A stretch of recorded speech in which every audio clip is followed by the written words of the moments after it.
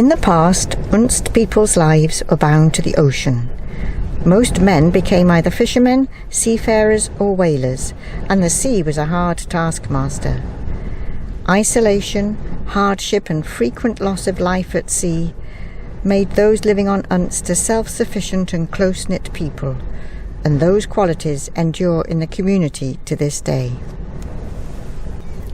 With the menfolk at sea, it was up to their wives to run the croft. Life was hard in the old days for these women, who spent their days growing crops, caring for the animals, carrying peat from the hills for the fire, and gathering winter fodder. Any free time was spent in knitting or in making extraordinarily fine lace using the wool from Shetland's native sheep. Those traditions are still alive today, whether in elaborately patterned jumpers or lace shawls so delicate that they can be pulled through a wedding ring. Unst Heritage Museum is based in the old schoolhouse of Haroldswick, and there is a reconstruction of a croft and how the way of life would have been in living there.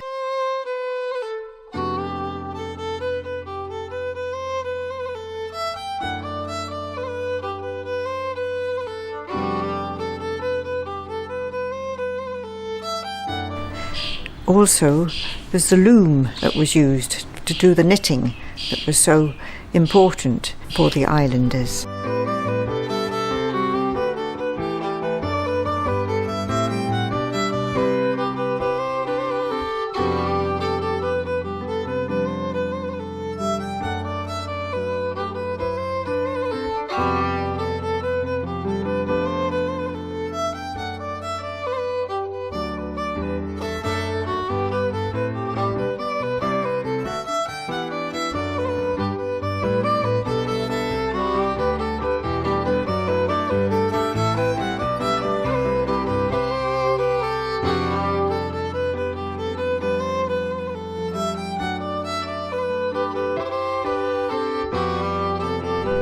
As we travel around Unst, it is very evident that the crofting way of life is fast disappearing.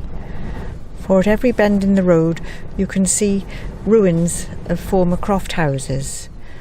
The population of Unst is in decline as the young people want to travel south for work and for a different way of life. But if they want to come back to the island, which many of them do, there is not enough work here for them to make a living.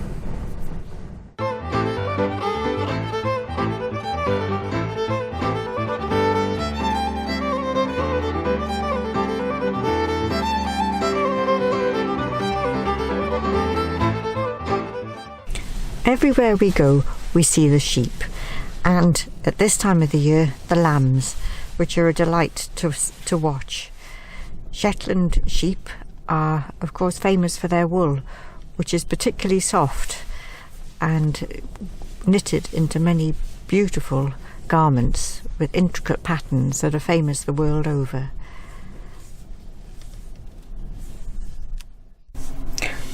RAF Saxa Vord was based here during World War II as with the radar coverage which could detect vessels at sea and also aircraft.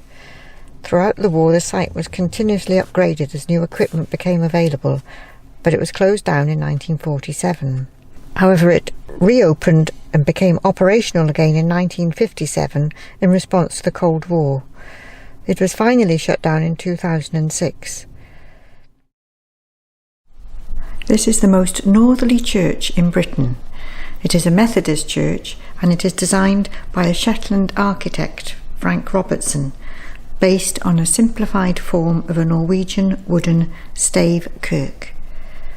The wood is of Scandinavian red pine and the laminated beams from Denmark, fully supporting the roof, are anchored to large concrete blocks to withstand severe gales. At the meeting of the beams is a wooden boss, made as a school project to a design adapted from a 5th century stone carving symbolising Christ, crucified and crowned with the wreath of immortality, together with 5 studs proclaiming the wounds of Christ. It is very windy today, but you wouldn't know it in this church. You cannot hear the wind at all. And you don't need stained glass windows when you've got such a tremendous view looking out of the windows here. Really wonderful.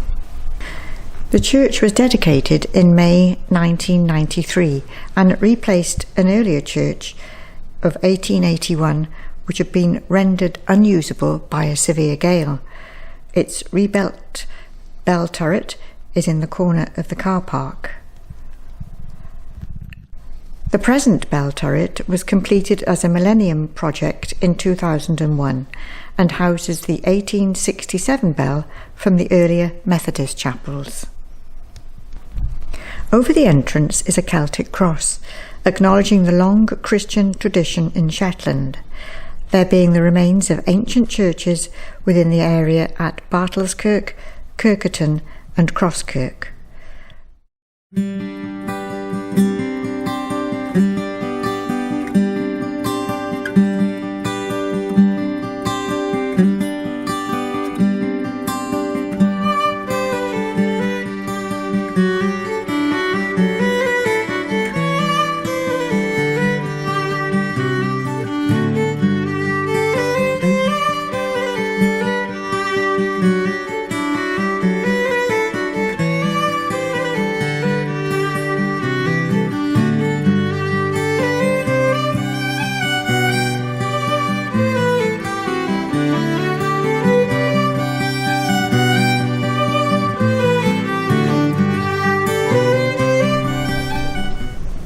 Skaw, at the northeast tip of Unst, is famous as the location for the most northerly inhabited house in Britain. The house overlooks a sandy beach known as the Wick of Skaw. At first, we couldn't believe that there was a bench and such a lonely spot.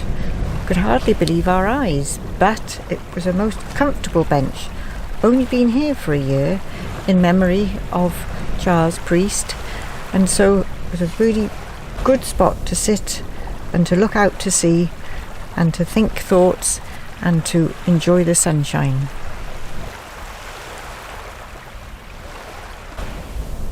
Relax, sit here a peery minute and let time flee away. Look out about down sea and hills and wonder at it all. For we're just here a peery while and time soon slips away. But with the deepest thoughts, just like the hills, they never fade away.